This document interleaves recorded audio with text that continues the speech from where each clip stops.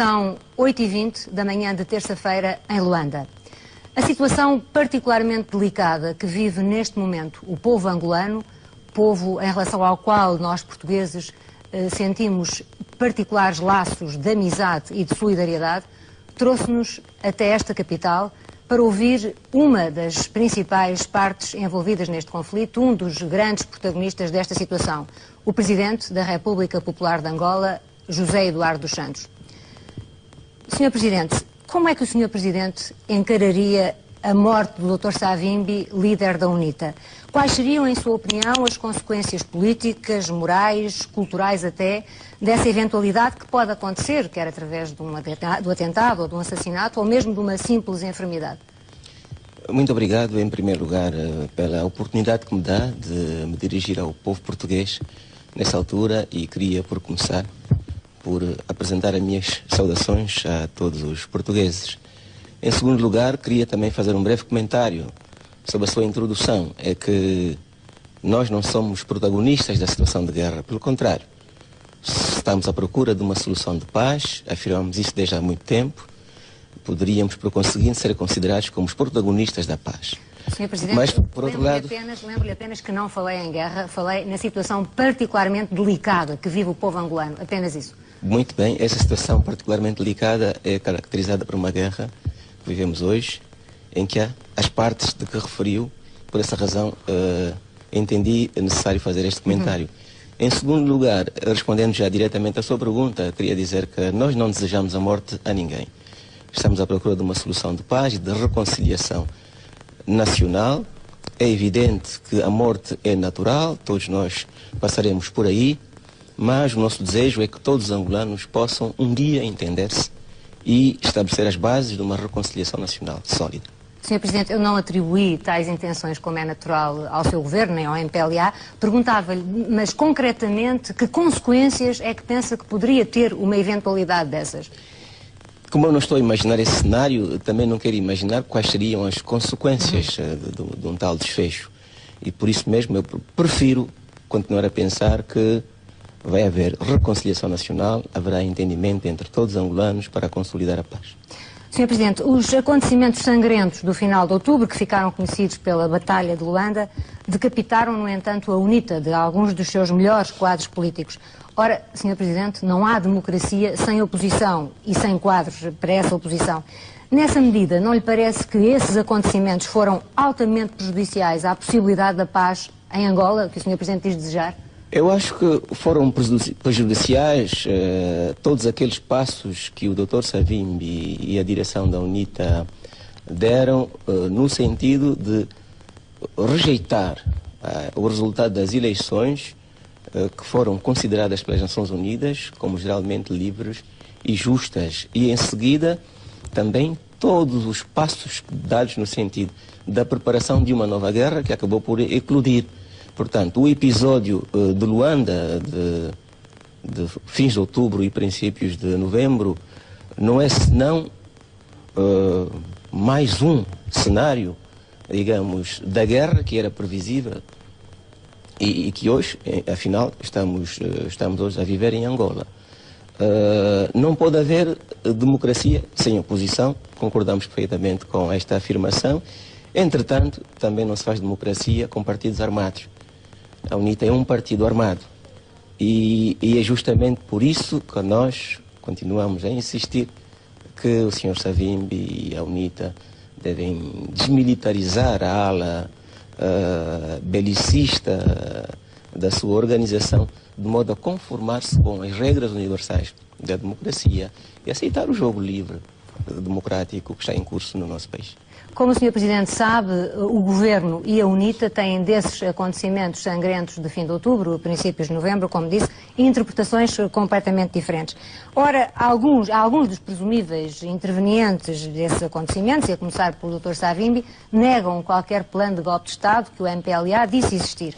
Outros, como o engenheiro Salupeto Pena, outros protagonistas, estão mortos. Outros ainda estão numa situação peculiar aqui em Luanda, como se diz, sob custódia. Os relatos da imprensa internacional credível, de jornais que até pareciam apoiar o MPLA, como por exemplo o Guardian ou o Independent, Falaram de chacina da UNITA ou de limpeza étnica feita pela MPLA e dizem que viram muitos milhares de mortos de soldados da UNITA amontoados nos cemitérios de Luanda. Nada disto corresponde, Sr. Presidente, à imagem de ser a UNITA apenas que estava armada e que tinha preparado um golpe de Estado. Bom, esta é a imagem que é transmitida por uma certa imprensa para o exterior do país. Mas agora, é a imprensa credível, Sr. Presidente? É preciso saber se ela corresponde à realidade dos factos, não é? Evidentemente que em guerra há destruições, há mortes, etc. E quando numa guerra só se morre de um lado, significa que essa parte que não tem perdas é largamente vitoriosa. Bom, como vê, não é esta situação que Angola vive neste momento. Há partes do território nacional ocupadas pela UNITA, pela força das armas, e há, naturalmente, outras áreas em que o governo exerce a sua soberania. No entanto, não é justo dizer-se que houve limpezas étnicas ou que houve perseguições, chacinas, porque afinal não foi só o Sr. Salupete Pena que morreu nesta guerra, não é? Nem o Sr. Ben Beno ou outros quadros da UNITA. São milhares e milhares de angolanos que morrem todos os dias e em todos os pontos do território nacional, nessa guerra que nós não desejamos. Agora, é preciso apurar responsabilidades, preciso ir, digamos, às causas mais remotas dessa guerra. Por que que hoje ainda há guerra em Angola, depois da assinatura dos acordos de Bicesse e da sua aplicação parcial e com certo êxito até setembro de 1992. Já voltaríamos aos acordos de Bicesse, se estiver de acordo, mas eu gostava de voltar aos acontecimentos de Luanda, que permanecem para grande parte do público sem explicação. Como o Sr. Presidente sabe, de qualquer modo, houve muito mais. O número de mortos do lado da UNITA, de soldados da UNITA mortos, foi muitíssimo superior ao número de mortos do lado do MPLA.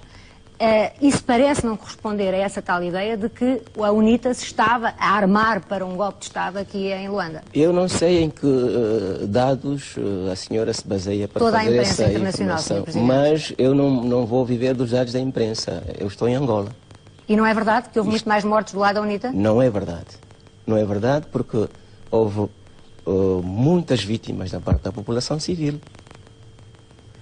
Agora, nos confrontos armados entre as forças policiais e as forças militares da UNITA, que estavam ilegalmente em Luanda, é natural que tivesse havido mais baixas da parte da UNITA, porque a UNITA perdeu a batalha.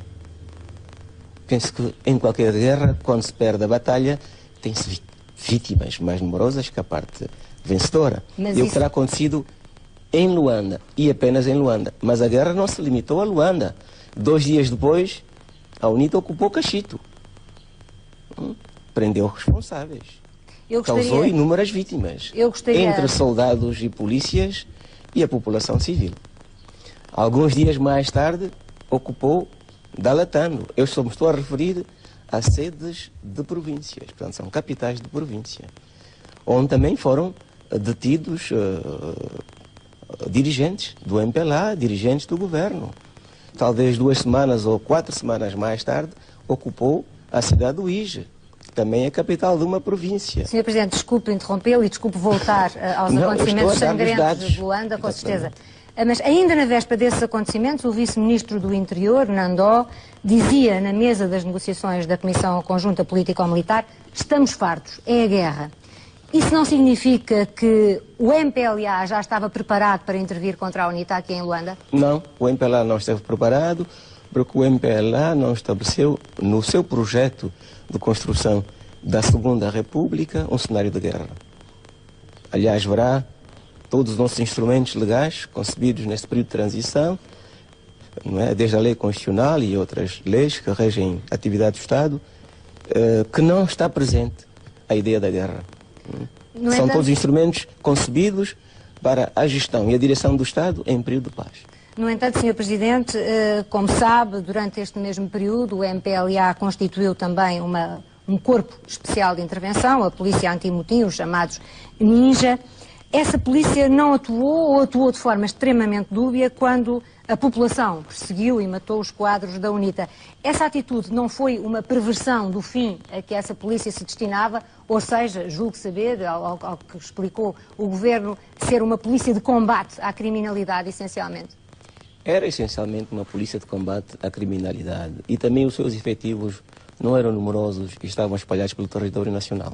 Naquela altura nós não dispunhamos de mais de 2.500 efetivos nessa polícia de intervenção rápida ou polícia de emergência, como aqui se chama. A imprensa tem refletido um número diferente, cerca de 6.000, como o Sr. Presidente sabe. Não é um número correto. Não é um número correto. Agora deverá rondar os 3.000 efetivos, não mais do que isso. Ora, nessa altura, as Forças Armadas da UNITA, as ESFALA, tinham criado uma série de dispositivos militares nos diferentes bairros da cidade.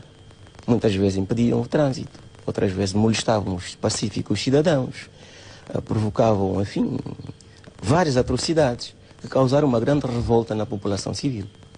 E havia naturalmente um estado de saturação, que nos dias 31 de outubro, 1 e 2 de novembro, 31 de outubro, 1 e 2 de novembro, chegou, digamos, ao seu ponto máximo e houve aquela explosão. Houve a explosão. Portanto, não houve nenhum ato premeditado, nem da polícia, nem da população, mas o que houve foi uma resposta a uma série de provocações, e atrocidades da parte dos elementos armados da UNITA, que estavam ilegalmente dentro da cidade, violando os acordos de Bicesse e as leis. Portanto, Sr. Presidente, mas se a UNITA estava a violar os acordos de Bicesse e se não desarmou completamente, como esses acordos previam, o Governo, por outro lado, constituiu um corpo especial de intervenção durante esse mesmo processo. Não foi durante este processo. A decisão sobre a constituição dessa polícia foi tomada muito antes da assinatura dos acordos de Bicesse. Mas a sua Constituição coincidiu com a assinatura do Era um processo que estava em curso. Era um processo que estava em curso.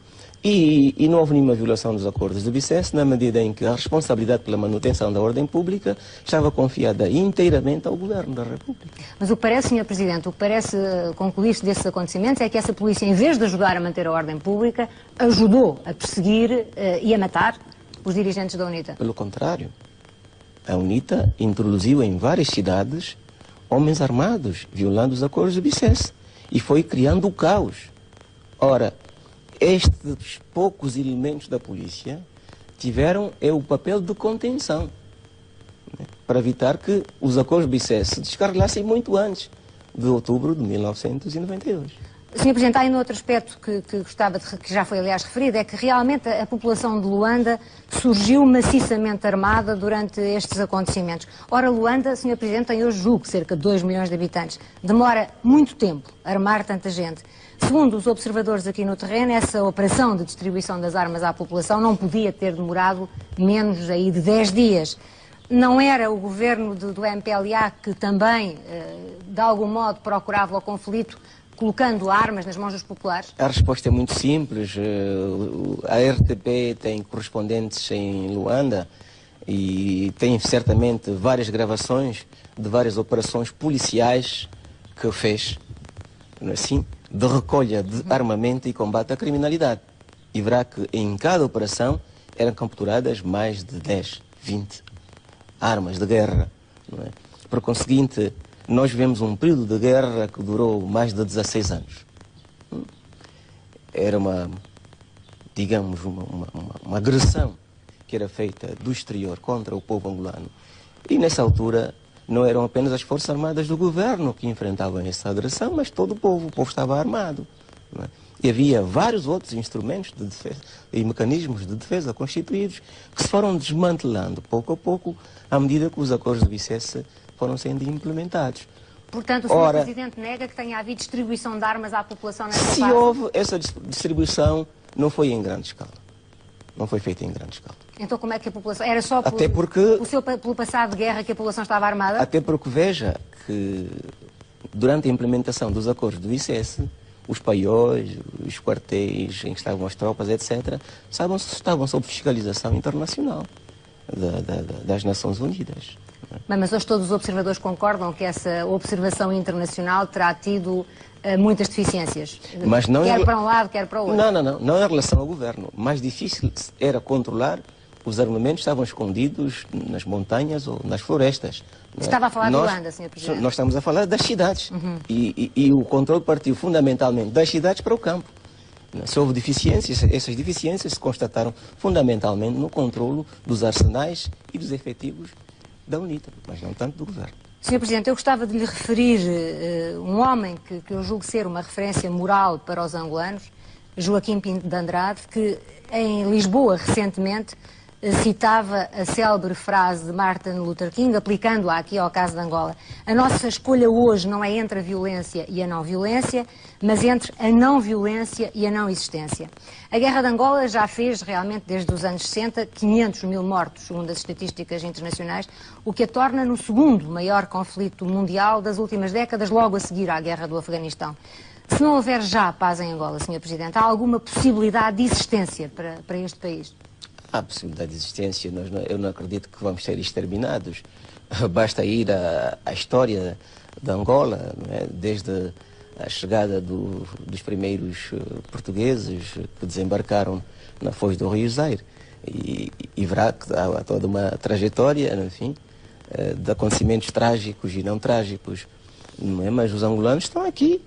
Não é? E também estão cá os portugueses, naturalmente. Depois de vários séculos de convivência e que tiveram os seus pontos altos e os seus pontos baixos. Não é? Portanto, houve em Portugal o fascismo, que durou muitos anos. Os portugueses, as forças democráticas sobreviveram.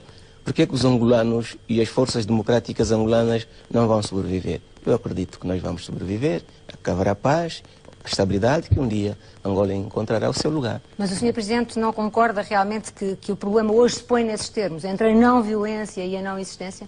Não, eu não acredito. Eu acho que o problema se põe entre a violência e a democracia. Portanto, não pode haver democracia efetiva enquanto houver violência. Portanto, nós precisamos da paz para consolidar a democracia. Um aspecto importante dessa vivência democrática era o que eu gostava de referir a seguir. A doutora Fátima Roque, dirigente da UNITA, que foi libertada recentemente dos 3 meses de custódia em que permaneceu aqui em Luanda, escreveu num apelo publicado em Lisboa que ainda há mais de 2.000 pessoas da UNITA detidas ou sob custódia em Luanda. Aí se incluirão muitas crianças e mulheres. Quando é que o Governo vai libertar completamente essas pessoas, Sr. Presidente? Não é uma situação normal numa vivência democrática? Naturalmente, nós estamos numa situação de guerra e há um processo, digamos, de libertação de todas essas pessoas, fundamentalmente mulheres, crianças, etc., que estavam sob custódia do governo. Veja que durante aqueles períodos em que a situação era difícil, em novembro, dezembro, depois das confrontações que tiveram lugar em Luanda, ninguém garantia segurança para essas pessoas. Elas próprias preferiram estar sob a custódia do governo. Hoje, à medida que se vai desanuviando, digamos, a tensão, é possível, digamos, essas pessoas encontrarem outros sítios para viverem. Não é? E é neste contexto que verá que alguns desses quadros da UNITA retomaram o seu lugar no Parlamento e exercem plenamente todas as suas liberdades e os direitos políticos. Sr. Presidente, eu gostava justamente de lhe falar desses parlamentares da UNITA. Eu falei com alguns desses parlamentares da oposição que vivem nos hotéis aqui em Luanda.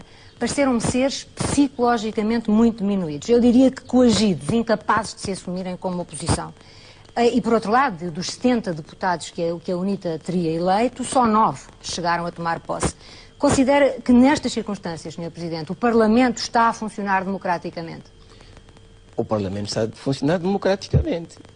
Eu acho que eles devem ter um complexo de culpa, porque não estão a seguir as regras do jogo democrático. Eu não me refiro particularmente a estes quadros da UNITA que estão hoje no Parlamento como deputados, mas aos outros que não se associaram e, fundamentalmente, à sua direção, não é assim, que é chefiada pelo Dr. Savimbi. Não é? Há democracia, eles são livres, mas, entretanto, essa liberdade também é coartada pelo facto do Sr. Savimbi ter incendiado o país, ter retomado a guerra, aprofundando a desconfiança entre todos. No seguimento das suas palavras, justamente muitos observadores consideram que um dos objetivos políticos do governo é dividir a UNITA e ter na bancada parlamentar da UNITA um grupo dócil.